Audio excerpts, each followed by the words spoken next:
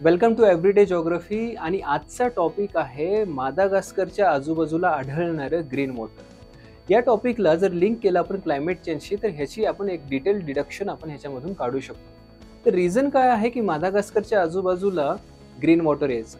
तर climate change जसं वेगवेगळ्या पृथ्वीच्या भूभागांवरती इफेक्ट करतं, सब ट्रॉपिक्समध्ये गेलं तर एक्स्ट्रीम सायक्लॉन्स, एक्स्ट्रीम ड्राऊट, एक्स्ट्रीम फ्लडवाली सिच्युएशन्स तिथे येते।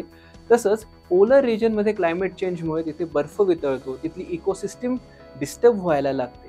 त्याचप्रमाणे मादागास्करमध्ये हे जे ग्रीन वॉटर तयार झालेलं आहे हे सहारामध्ये, आफ्रिकेतल्या असलेल्या सहारा डेझर्टमध्ये एक्स्ट्रीम ड्राय सिच्युएशन्स तयार होतात। तिथून वाहणारे वारे त्याच्यासोबत न्यूट्रिएंट्स कॅरी करतात, डेझर्ट सँड कॅरी करतात।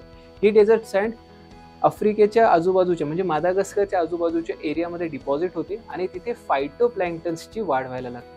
हे जे फायटोप्लॅन्क्टन्स असतं हे एक प्रकारचं शेवाळ असतं ज्याच्यामुळे तिथे ग्रीन कलर येतो। तिथलं जे पाणी आहे त्यामुळे ग्रीन दिसायला लागतं किंवा आभासी ग्रीन दिसायला लागतं। म्हणून मादागास्करच्या आजूबाजूला जे ग्रीनरी आलेली आहे, पाण्यामध्ये जे एक हिरवळ आलेली आहे, ही हिरवळ क्लायमेट चेंजमुळे आलेली, त्याचं रिझन आहे सहारामधून येणारे विंड्स।